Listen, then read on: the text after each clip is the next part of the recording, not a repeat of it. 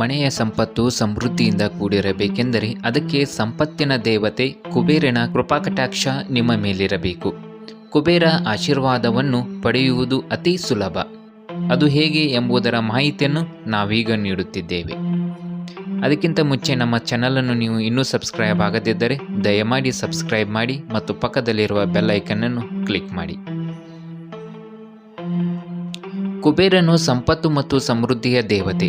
ಹಿಂದೂ ಪುರಾಣಗಳಲ್ಲಿ ಕುಬೇರನು ವೈಭವ ಮತ್ತು ಹಣವನ್ನು ಸೂಚಿಸುತ್ತಾನೆ. ಇವನು ಈಶಾನ್ಯ ದಿಕ್ಕನ್ನು ಆಳುವುದರಿಂದ ನಕಾರಾತ್ಮಕ ಶಕ್ತಿಯನ್ನು ಸಂಗ್ರಹಿಸುವ ಯಾವುದೇ ಅಡೆತಡೆಯನ್ನು ಸಾಧ್ಯವಾದಷ್ಟು ಬೇಗ ತೆಗೆದುಹಾಕಬೇಕು. ಅತ್ಯುತ್ತಮ ಶಕ್ತಿಯ ಹರಿವನ್ನು ಹೊಂದಲು ಮನೆಯ ಅಸ್ತವ್ಯಸ್ತ ಮುಕ್ತವನ್ನಾಗಿ ಈಶಾನ್ಯ ದಿಕ್ಕನ್ನು ನೋಡಿಕೊಳ್ಳಬೇಕು. ಇದನ್ನು ಹೊರತುಪಡಿಸಿ ಕುಬೇರನ ಆಶೀರ್ವಾದವನ್ನು ಪಡೆಯಲು ಏನೆಲ್ಲ ವಾಸ್ತು ಪರಿಹಾರ ಮಾಡಬೇಕು ಎಂಬುದರ ಬಗ್ಗೆ ಇಲ್ಲಿದೆ ಮಾಹಿತಿ. ಲಾಕರ್ಗಳು ಮತ್ತು ಸೇಫ್ ಲಾಕರ್ಗಳ ಸ್ಥಳ. ಮುಖ್ಯವಾಗಿ ಮನೆಯಲ್ಲಿ ಎಲ್ಲ ಬೆಲೆ ಬಾಳುವ ವಸ್ತುಗಳನ್ನು ನೈಋತ್ಯ ದಿಕ್ಕಿನಲ್ಲಿ ಉತ್ತರ ಅಥವಾ ಈಶಾನ್ಯಕ್ಕೆ ಮುಖ ಮಾಡಿ ಇಡಬೇಕು. ಇನ್ನು ಅಸ್ತವ್ಯಸ್ತತೆ ಮುಕ್ತ ವಾತಾವರಣ. ವಾಸ್ತು ತತ್ವಗಳ ಪ್ರಕಾರ ಮನೆ ಮತ್ತು ಅಲಂಕಾರಿಕ ವಸ್ತುಗಳಲ್ಲಿ ಇರುವ ಧೂಳುಗಳನ್ನು ಮೊದಲು ಸ್ವಚ್ಛಗೊಳಿಸಬೇಕು. ಶಕ್ತಿಯು ಮುಕ್ತವಾಗಿ ಹರಿಯುವಂತೆ ಮನೆಯನ್ನು ಅಚ್ಚುಕಟ್ಟಾಗಿ ಇಡಬೇಕು. ನೀರಿನ ಕಾರಂಜಿಗಳು ಮತ್ತು ಸಣ್ಣ ಅಕ್ವೇರಿಯಂಗಳು. ಮನೆಯ ಈಶಾನ್ಯ ಪ್ರದೇಶದಲ್ಲಿ ಸಣ್ಣ ನೀರಿನ ವಸ್ತುಗಳನ್ನು ಇಡಬೇಕು. ಅದು ಮನೆಗೆ ಧನಾತ್ಮಕ ಶಕ್ತಿ ಮತ್ತು ಹಣವನ್ನು ತರುತ್ತದೆ. ಆದರೆ ಟ್ಯಾಂಕ್ ಅಥವಾ ಅಕ್ವೇರಿಯಂನಲ್ಲಿರುವ ನೀರು ನಿಶ್ಚಲವಾಗಿರಬೇಕು ಅಥವಾ ಕೊಳಕು ಇರಬಾರದು, ಏಕೆಂದರೆ ಇದು ನಿಮ್ಮ ಆರ್ಥಿಕ ಬೆಳವಣಿಗೆಗೆ ಅಡ್ಡಿಯಾಗಬಹುದು. ಇನ್ನು ಮೂಲೆಯಲ್ಲಿ ಇಡಬೇಕು, ಏಕೆಂದರೆ ಇದನ್ನು ಮೂಲೆಯಲ್ಲಿ ಇಡಬೇಕು.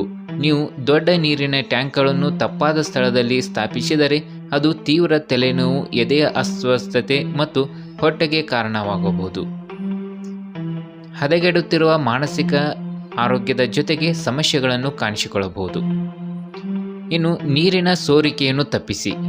ಮನೆಯಲ್ಲಿ ಎಲ್ಲಿಯಾದರೂ ನೀರಿನ ಸೋರಿಕೆ ಇದ್ದರೆ ಅದು ನೇರವಾಗಿ ಹಣದ ಸೋರಿಕೆಯನ್ನು ಸಂಕೇತಿಸುತ್ತದೆ ಮತ್ತು ಹಣಕಾಸಿನ ನಷ್ಟವನ್ನು ಸೂಚಿಸುತ್ತದೆ. ಆದ್ದರಿಂದ ನಿಮ್ಮ ಮನೆಯಲ್ಲಿ ಯಾವುದೇ ರೀತಿಯ ನೀರಿನ ಸೋರಿಕೆಯನ್ನು ತಪ್ಪಿಸಿ.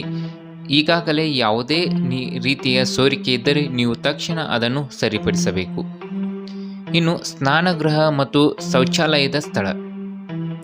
ಶೌಚಾಲಯಗಳು ಮತ್ತು ಸ್ನಾನಗೃಹಗಳು ಪ್ರತ್ಯೇಕವಾಗಿ ನಿರ್ಮಿಸಬೇಕು ಮತ್ತು ಮನೆಯ ವಾಯುವ್ಯ ಅಥವಾ ಈಶಾನ್ಯ ಭಾಗದಲ್ಲಿ ಇದ್ದರೆ ಒಳ್ಳೆಯದು, ಏಕೆಂದರೆ ಶೌಚಾಲಯಗಳು ಅಥವಾ ಸ್ನಾನಗೃಹಗಳನ್ನು ವಾಸ್ತು ಪ್ರಕಾರ ವಿನ್ಯಾಸಗೊಳಿಸದಿದ್ದರೆ ಅದು ಹಣಕಾಸಿನ ನಷ್ಟ, ಹಣಕಾಸಿನ ಅಸ್ಥಿರತೆ, ಆರೋಗ್ಯ ಕಾಳಜಿ ಮತ್ತು ನಿದ್ರೆಯ ಸಮಸ್ಯೆಗಳಿಗೆ ಕಾರಣವಾಗಬಹುದು. ಇನ್ನು ಉತ್ತರ ದಿಕ್ಕಿನ ಬಣ್ಣ. ಉತ್ತರ ವಾಸ್ತುವಲಯಕ್ಕೆ ನೀಲಿ ಬಣ್ಣ ಬಳಿಯಬೇಕು. ಈ ಸ್ಥಳವು ಸ್ವಚ್ಛವಾಗಿರಬೇಕು ಮತ್ತು ಕಸದ ಡಬ್ಬಿ, ಮಿಕ್ಸರ್ ಗ್ರೈಂಡರ್ ಅಥವಾ ತೊಳೆಯುವ ಯಂತ್ರದಂಥ ವಸ್ತುಗಳಿಂದ ಈ ದಿಕ್ಕು ಮುಕ್ತವಾಗಿರಬೇಕು. ಇನ್ನು ಬುದ್ಧನ ಪ್ರತಿಮೆಯನ್ನು ಇರಿಸಿ. ಬುದ್ಧನ ಪ್ರತಿಮೆಯು ನಿಮ್ಮ ಮನೆಗೆ ಪ್ರಶಾಂತತೆ ಮತ್ತು ಶಾಂತತೆಯನ್ನು ತರುತ್ತದೆ ಮತ್ತು ಇದು ಮನೆಯ ಅಲಂಕಾರಕ್ಕೆ ವಿಶೇಷ ನೋಟವನ್ನು ಸೇರಿಸುತ್ತದೆ. ಇದು ಸಕಾರಾತ್ಮಕ ಶಕ್ತಿಯನ್ನು ತರುತ್ತದೆ. ಮನಿ ಪ್ಲ್ಯಾಂಟನ್ನು ನೆಡಿ. ಮನಿ ಪ್ಲ್ಯಾಂಟ್ಗಳನ್ನು ಸಾಮಾನ್ಯವಾಗಿ ಮನೆಯಲ್ಲಿ ನೆಡುತ್ತಾರೆ. ಆರೋಗ್ಯ ಮತ್ತು ಸಂಪತ್ತಿಗೆ ಸಂಬಂಧಿಸಿದ ಉತ್ತಮ ಫಲಿತಾಂಶವನ್ನು ಪಡೆಯಲು ಈ ಸಸ್ಯವನ್ನು ಮಂಗಳಕರವೆಂದು ಪರಿಗಣಿಸಲಾಗುತ್ತದೆ. ಇನ್ನು ಕುಬೇರನ ಆಶೀರ್ವಾದವನ್ನು ಪಡೆಯಲು ಹೀಗೆ ಮಾಡಬೇಕು. ಅಧಿಪತಿ ಕುಬೇರನಿಗೆ ಸಲ್ಲುವ ದಿಕ್ಕು ಉತ್ತರ ದಿಕ್ಕಾಗಿರುವುದರಿಂದ ನಗದು ಲಾಕರನ್ನು ದಕ್ಷಿಣ ದಿಕ್ಕಿನಲ್ಲಿ ಇರಿಸಿ. ಸಂಪತ್ತನ್ನು ಆಕರ್ಷಿಸಲು ಲಾಕರ್ನ ಚಿತ್ರಣವನ್ನು ಬಿಂಬಿಸಲು ನೀವು ನಗದು ಲಾಕರ್ನ ಮುಂದೆ ಕನ್ನಡಿಯನ್ನು ಇಡಬೇಕು. ಯಾವುದಾದರೂ ಉಚಿತವಾಗಿ ತೆಗೆದುಕೊಳ್ಳುವುದನ್ನು ತಪ್ಪಿಸಿ ಮತ್ತು ನೀವು ನಿಮ್ಮ ಸೇವೆಯನ್ನು ಉಚಿತವಾಗಿ ನೀಡಬೇಡಿ.